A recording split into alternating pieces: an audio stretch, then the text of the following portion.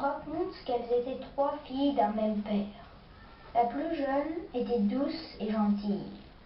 Les deux aînées la jalousaient et lui voulaient du mal. Un jour qu'elle cueillait des morels dans les bois, les deux méchantes filles s'enfuirent en abandonnant leur petite sœur. Bientôt, la nuit descendit sur la forêt. Les forêts s'emplirent de bruits étranges.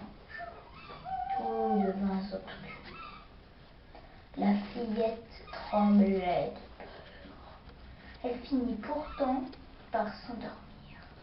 Mais le monstre Trimog surgit à la première heure de l'aube. Il s'empara de la malheureuse enfant et l'emporta à travers le bois. Tu seras ma fille, Rafara, dit-il. Je serai ta fille, Rafara, puisque le sort en décide ainsi, répondit la fillette. Mais Trimog n'avait nullement l'intention de traiter Rafara comme sa fille chérie. Il l'enferma dans son antre et la gava des nourritures les plus appétissantes.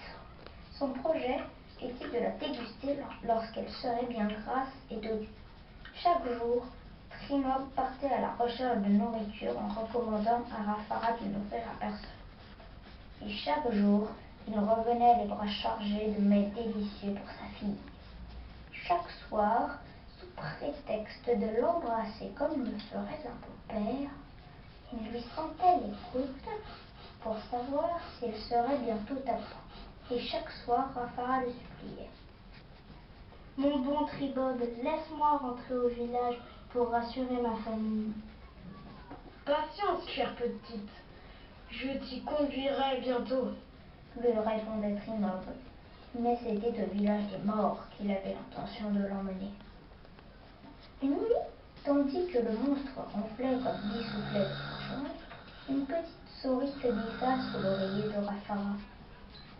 Rafara, petite mère, dit la souris, j'ai faim, donne-moi un peu de riz. Rafara tendit aussitôt à la souris l'écuelle qui était sous son nez. Merci, dit la souris. Puisque tu as bon cœur, je vais t'aider. Si Trimog te trouve ici demain, il te mangera. Lève-toi et fuis immédiatement. Mais si je fuis, il me rattrapera, dit la fillette. Emporte ce bâton, cette pierre et cette heure, et en chaque occasion, écoute ton intuition, dit encore la souris. Rafara ouvrit doucement la porte et gagna la forêt, tenant contre son cœur les 3 cadeaux de la souris.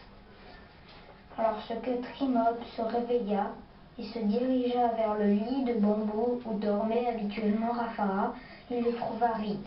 Il piqua d'une colère terrible.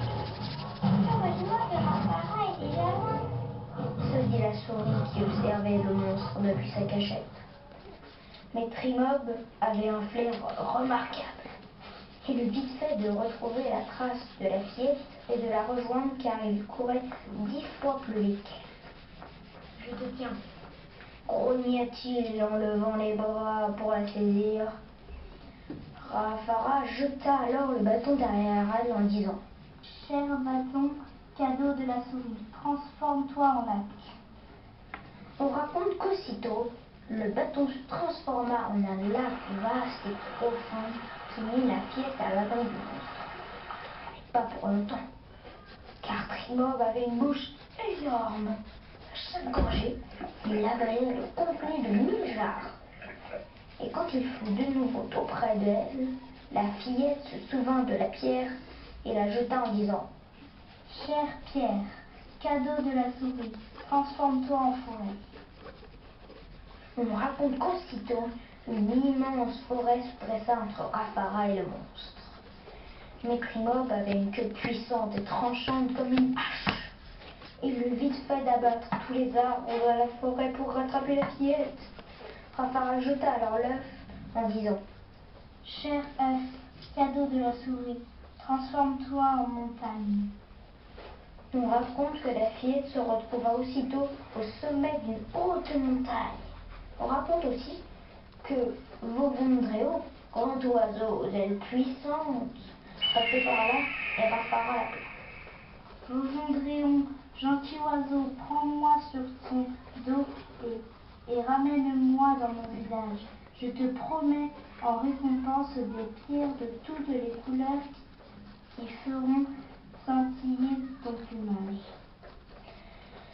Vovondreo, qui avait un plumage plutôt terne, accepta avec joie. Il emporta Rafara sur son dos et la déposa devant la case de ses parents. Rafara décora les ailes de Vovondreo de 1000 pierres précieuses, puis elle salua le bel oiseau qui s'envola vers d'autres cieux.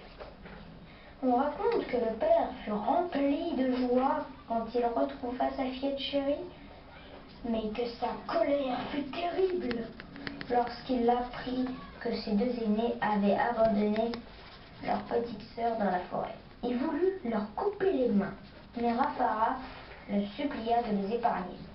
Soit, Dit le père, je vous fais grâce. Et s'il vous arrive encore d'être jalouse et méchante, c'est le coup que je vous trancherai. on raconte enfin qu'en grandissant, Rafara devint si jolie que le fils du roi la demanda en mariage. On raconte même, mais ceci est une autre histoire.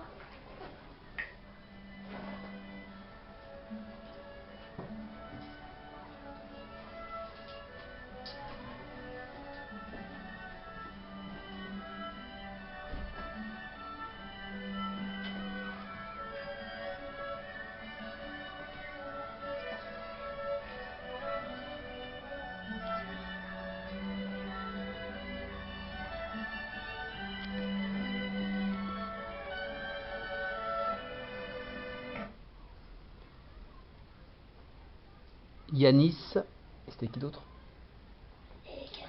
Et Gabriel.